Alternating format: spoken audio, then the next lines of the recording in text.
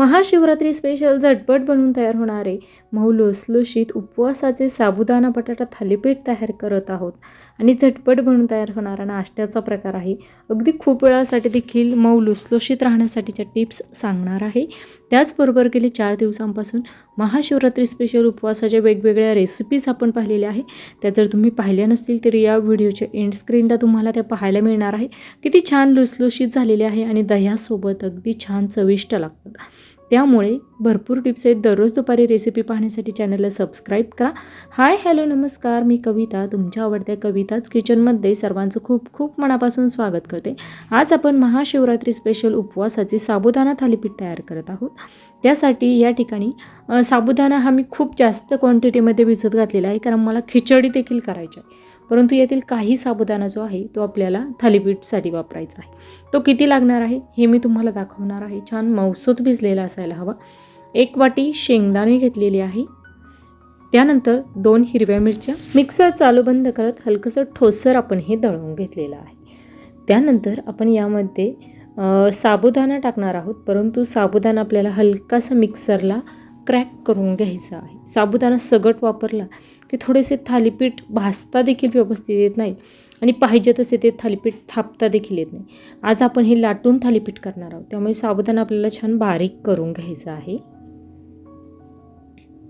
आता हा साबुदाणा आपण मिक्सरला हलकासा बारीक करून घेतल्यानंतर तो मिक्सरच्या भांड्यातून काढून घेतलेला आहे। तुम्ही न काढून घेता देखील थोड्या क्वांटिटीमध्ये असेल किंवा मिक्सरचं भांडं मोठं असेल तर यातच हा शेंगदाण्याचा कूट आणि बटाटे टाकले तरीही चालणार आहे। आता बटाटे छान असे आपण खूप जास्त गरम आहे त्यामुळे एक टेक्निक वापरत आहोत। छान फोर्कमध्ये हा बटाटा धरायचा आणि त्याचे वरील साल काढून घ्यायचं, म्हणजे हाताला चटका देखील बसत नाही। आणि अशाच किचन टिप्स जर तुम्हाला खूप जास्त पाहायला आवडत असेल तर कमेंटमध्ये तसं सांगा। आपण किचन टिप्सवर देखील असे नवनवीन हॅक्स शोधण्याचे, कसे वेगवेगळे हॅक्स वापरायचे कसे, त्याबाबत एक नवीन सेपरेट व्हिडिओ बनवू। 2 बटाटे घेतलेले आहेत, छान असे या ठिकाणी हलकेसे मॅश करून घ्यायचे। त्यानंतर बटाटा सर्व आपण साबुदाण्यामध्ये एकजीव करून घेऊया, कारण आपल्याला या ठिकाणी हा साबुदाणा आणि बटाटा आपल्याला मिक्सरला दळून तो एकजीव करूनच घ्यायचा आहे। परंतु तुम्हाला जर अशा पद्धतीने मिक्सरमध्ये हा एकजीव करून घ्यायचा नसेल तर तुम्ही बटाटा किसणीने किसून घ्या। परंतु मिक्सरचं भांडं अगोदर आपण साबुदाणा काढलेला आहे, त्यामुळे त्यातच मी या ठिकाणी हा साबुदाणा आणि बटाटा छान मिक्सरला दळून घेतलेला आहे। जास्त भांड्याचा पसारा करायचा नाही, कारण लेडीजला म्हटलं की जास्त भांड्याचा पसारा आवडत नाही। त्यामुळे आपण भांड्यांची बचत करून अशा पद्धतीने कमीत कमी भांड्याचा वापर करून देखील अशा पद्धतीने स्वयंपाक बनवू शकतो। त्याच मिक्सरच्या भांड्यामध्ये सर्व काही दळून झालेलं आहे। आता या ठिकाणी आपण केळीच्या पानावर हे थालीपीठ करत आहोत। आता अशा पद्धतीने केळीच्या पानाला आपण साजूक तूप लावून घेतलेलं आहे। आता त्यावर आपण हे पीठ ठेवणार आहोत। हवं तर तुम्ही या ठिकाणी ओला हात करून हे साबुदाणा थालीपीठ अशा पद्धतीने थापून घेऊ शकता, परंतु मी या ठिकाणी केळीचं पानाला साजूक तूप लावून घेतलं आणि त्यानंतर अशा पद्धतीने हलकंसं लाटण्याने लाटून घेऊन हे थालीपीठ तयार करून घ्या। खूप जास्तही लाटायचे नाही, नाहीतर केळीच्या पानाला चिटकू शकतं आणि ते काढणं थोडंसं अवघड जातं। अशा पद्धतीने तुम्ही व्यवस्थित असं काढून घेऊ शकता। साबुदाणा म्हटलं की आपण साजूक तूप लावलं तर थोडंफार चिटकणार, परंतु अशा पद्धतीने काढून घेतलं हे थालीपीठ व्यवस्थित असं निघतं।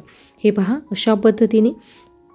त्यानंतर तवा छान असा गरम करून घेतल्यानंतर आपण यावर टाकणार आहोत साजूक तूप आणि त्यावर हे थालीपीठ भाजून घेणार आहोत। आता हे जे थालीपीठ आहे ते केळीच्या पानातून व्यवस्थित असं निघावं यासाठी 2 मिनटं मंद आचेवर तसंच ठेवायचं, नंतर ते व्यवस्थित असं पटकन काढता येतं। हे पहा, तुम्ही पाहू शकता 2 मिनटं छान असं तव्याला ते चिटकलं की वरील जे केळीचं पान आहे ते नंतर निघायला किंवा काढायला आपल्याला सोपं देखील जातं। तुम्ही पाहू शकता परफेक्ट असं निघलेलं आहे आणि मोठ्या आचेवर ही थालीपीठ साजूक तुपामध्ये छान खमंग भाजून घ्यायची।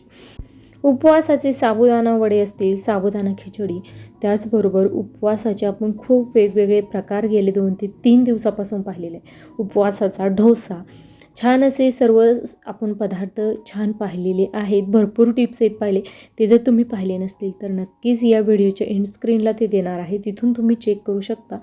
आणि हो, वर्षभर आपण एकही दिवस सुट्टी न घेता दररोज दुपारी 12 वाजता भरपूर टिप्ससहित छान नवनवीन वेगवेगळ्या रेसिपीज पाहत आहोत. उन्हाळी वाळवणाच्या रेसिपीला देखील आपण सुरुवात केलेली आहे. 2 दिवसांपासून वेगवेगळ्या रेसिपीज पाहिल्या आहे. उद्या तुम्हाला उद्याच्या भागामध्ये दुपारी 12 वाजता उपवासाची साबुदाणा बटाटा चकली, अगदी तिप्पट फुलणारी कुरकुरीत चकली पाहायला मिळणार आहे. त्यामुळे तुम्ही चॅनलला आज सबस्क्राईब करून ठेवा, जेणेकरून उद्यातील नोटिफिकेशन तुम्हाला येईल.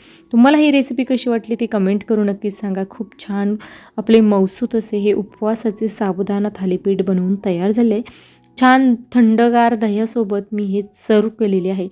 त्याचबरोबर आपण कालच्या भागामध्ये चटणीची रेसिपी पाहिली, ती देखील तुम्ही यासोबत बनवू शकता. वेळात वेळ काढून माझी रेसिपी शेवटपर्यंत पाहिल्याबद्दल धन्यवाद.